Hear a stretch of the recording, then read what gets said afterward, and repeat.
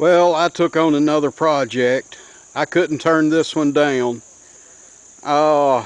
It's a barn find Dnepr, D-N-E-P-R, model MT-11. This was built by Ukrainians in Kiev, Ukraine, and at the time it was a satellite state of the Soviet Union. And so it was made by KMZ. That's the Kiev Motorcycle Factory is what KMZ stands for. And it's the KMZ motorcycles were originally intended to be for military use.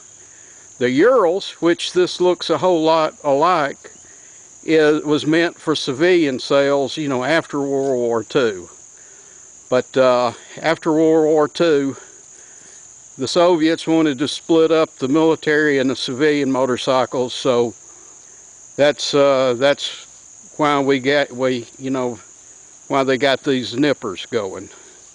And so this one was kind of unloved. It was never running right originally, which, you know, if you read the forums, you'll quickly understand that you have to take them apart and put them back together again, which is what I did to this one. It was only running on one cylinder, and it was in just very bad, operating condition. But now it's 100%. It originally had 194 kilometers on it when I got it. Now it has a little over 6,000 kilometers. And the only problems that I ever ran into was the ignition system.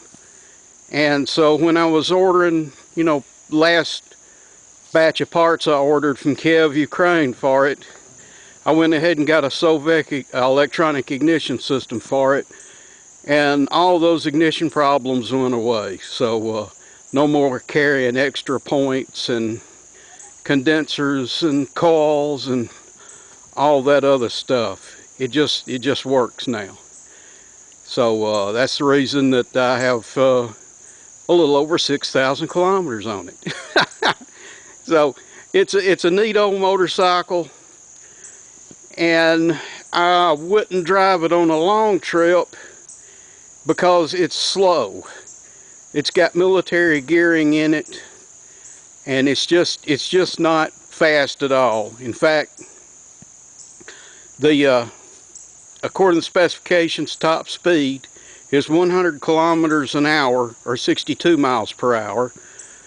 And so the Ural is a whole lot faster, but then it's not geared the way this thing is.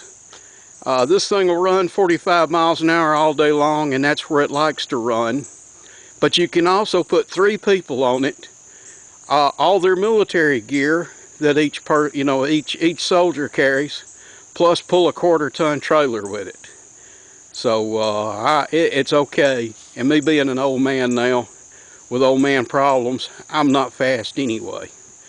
So there it is, and I'm glad I took it on, and just thought I would share this thing with y'all. I've had it almost a year now. Took me 3 months to get it going after I acquired it. Okay, and that's going to be it for this little video. I hope it's okay. If I get a lot of response for it, if anyone's interested, I can do videos for valve adjustments and the kind of regular kind of maintenance that goes with these things, if anyone's interested. With that, so long.